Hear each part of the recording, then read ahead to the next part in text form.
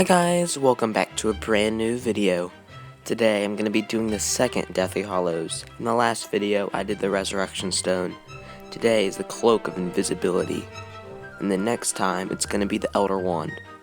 Make sure to like, subscribe, and click that notification bell to be the first to get new videos. This is the origins of the Cloak of Invisibility.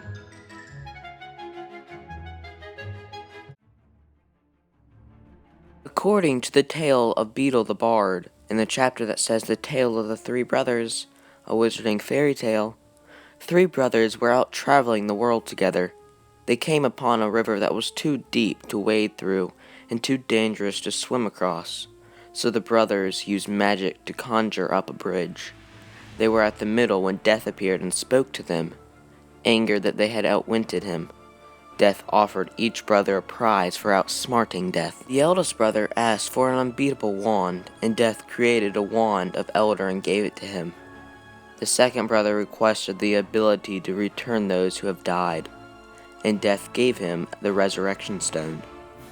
The youngest brother did not trust Death and requested the ability to leave without being followed by Death. Unwillingly and reluctantly, Death handed over his own invisibility cloak, and they parted ways. Death soon claimed the lives of the two elder brothers, but he could not claim the life of the youngest brother. He invaded Death using the cloak until he grew into an old man. He finally gave the cloak to his son and greeted Death as an old friend. Many familiar with the Deathly Hallows believed the Percival family to be the brothers in the tale. Ananoich Percival, the eldest, took the Elder Wand, Cadmus taking the Resurrection Stone, and Igtius, the youngest, claiming the cloak from Death. It is more likely, however, that most of them were three immensely powerful wizards who created the items themselves. This is the view of Albus Dumbledore, who believed that the cloak was created by Ignitus himself and used throughout his lifetime. The Cloak of Invisibility was passed down to Ignitus' son. Ignitus' son had no male heirs, so his oldest daughter got it instead. The Percival family died in the male line around this time, but the heirloom was passed down the generations through the female line, the Potters, as Lothian had married Edwin Potter from Stitchcombe. In the 20th century, the cloak eventually ended up in the hands of Henry Potter, a Wizarding Gamont member who passed it to his eldest son, Fleamont. Fleamont was a father of James Potter and Harry Potter's father. James used the Cloak of Invisibility in many of his misdeeds at Hogwarts School of Witchcraft and Wizardry. He also used it for two things. James Potter used it to sneak into the kitchen to steal food, and also James Potter, Sirius Black, and Peter Pettigrew used it to accompany Remus Lupin to the Shrieking Shack, and kept it afterwards. Around the time that Lord Voldemort was hunting down the Potters for their son, the Cloak of Invisibility came to the attention of Albus Dumbledore. When James showed him the cloak, Dumbledore, who had searched for the Deathly Hallows in youth, asked to borrow the cloak from James to study it. After James was killed, the cloak was left in Dumbledore's possession. 10 years later, Dumbledore gave Harry Potter the Cloak of Invisibility as a Christmas present anonymously and told him to use it well. This would be one piece of evidence that Harry would use quite well over his school life and beyond, as the Cloak of Invisibility aided Harry on countless trips and missions, including the hunt for Lord Voldemort's Horcruxes. It was not until 1998 that Harry learned the true nature of his own invisibility cloak and its true identity as the Cloak of Invisibility. As spoken of in the legend of the Deathly Hallows, and Igtius' last remaining Decimand, the cloak was rightfully Harry's and was kept by him after Lord Voldemort's defeat. Harry resolved to pass it on to his children one day, just as his ancestors had done. During the time that Harry Potter had access to the cloak, these are all the events that happened with the cloak. In 1991, during the Christmas holidays, Harry Potter received the cloak as a gift, and beneath it, snuck into the restricted section of Hogwarts, and finding information about Nicholas Flamel. Harry also used it to view the Mirror of Erised along with Ron. In 1992, Harry, Ron, and Hermione rotated using the cloak to help care for Norbert, Hagrid's dragon. They also used the cloak to sneak Norbert up out of the castle to Charlie Weasley's friends using the cloak. The final thing they did in 1992 was the trio went under the cloak to the third floor corridor where they saved the Philosopher's Stone, or if you're American, the Sorcerer's Stone.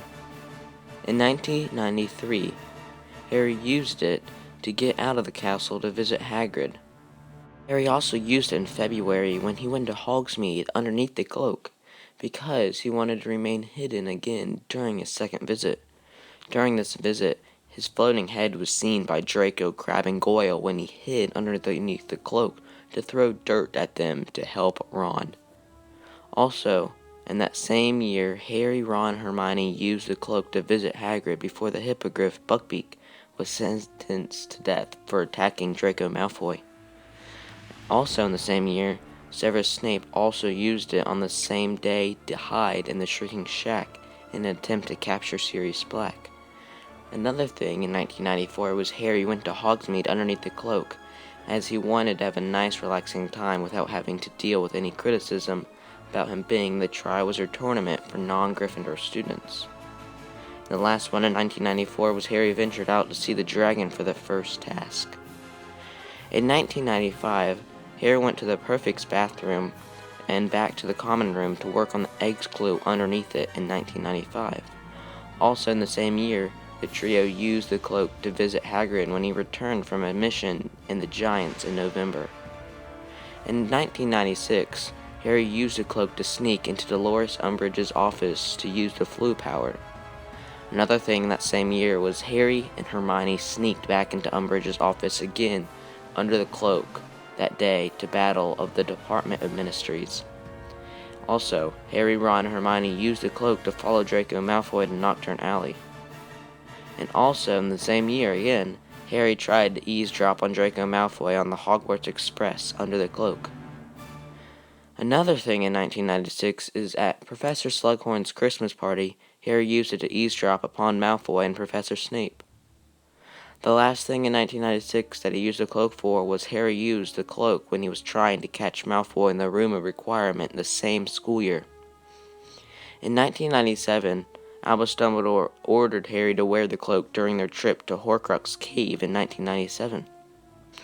Also, Harry witnessed Dumbledore's murder while embolised under the cloak. He left the cloak at the top of the astronomy tower and presumably retrieved it later. Also, Harry hidden underneath the cloak after the trio escaped the wedding of Williams Weasley's and Fleur de Cour's wedding during the Lucho Cafe duel on the same night. Also, Harry, Ron, and Hermione rotated using the cloak to spy on the Ministry magic in August. Also, they used it during the infiltration of the British Magic Ministry with Harry underneath it most of the time. Also, the trio used it for security while apparating to various places in the countryside in 1997 and 1998. Also, Harry and Hermione visited Godric's Hollow while disguised as Muggles by using Polyjuice Potion and hiding under the cloak on Christmas Eve. Also, Harry was hidden underneath the cloak when the trio was searching for Xenophilius Lovegood's house just before the New Year in 1997. The last thing in 1997 was on the same day, Ron was hidden in order to protect his alibi during the ambush at the Lovegood's house. In 1998, Harry and Griphook hid beneath the cloak on the 1st of May when they broke into Gringotts Wizarding Bank. Also, the same night, the trio apparated to Hogsmeade to break into Hogwarts. Also, Harry and Luna used it to view the statue of Ravenclaw when his diadem in the Ravenclaw Tower. Also, the trio used it during the intervals of the Battle of Hogwarts, in which they did not want to be seen. Also, Harry hid under it when Lord Voldemort thought he was dead during the Battle of Hogwarts. And the final thing they did during his time at school and was with Harry's possession was, after Luna distracted everyone in the aftermath of the battle, Harry used the cloak to find Ron and Hermione and tell them everything that had happened. Sorry if I messed up somewhere, but that was a really, really long part. It was very tedious, and it probably wasn't very easy to listen to. Back to the story! For the start of his eldest son's 6th year at Hogwarts, Harry gave James Sirius the cloak as a present. After accidentally turning his hair pink with a joke comb that his Uncle Ron had given him, James complained that he'd have to use the cloak to hide his hair. The cloak was stolen from James' trunk by his younger brother Albus during the same year, who used it to hide from Professor McGonagall in the library.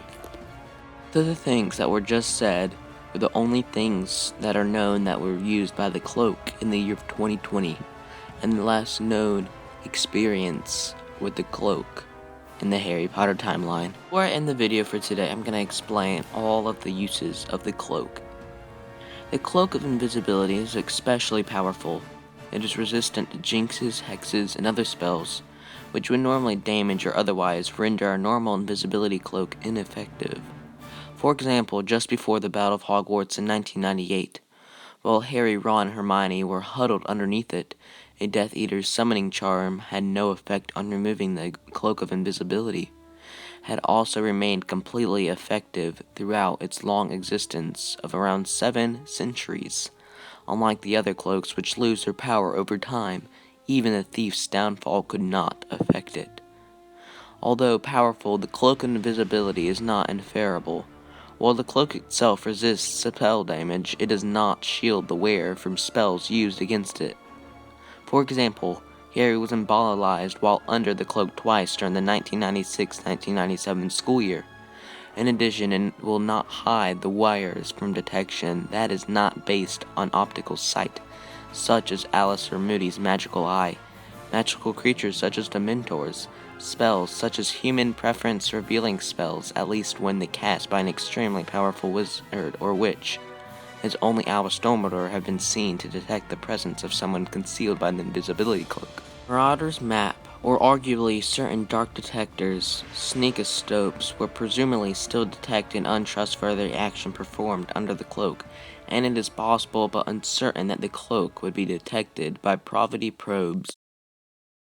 And that is the story of the invisibility cloak. Thank you for watching. Make sure to like, subscribe, and click that notification bell to be the first to get new videos. In the next video, please remember the Elder Wand is what the video is going to be on, the Holy Grail. Thank you for watching.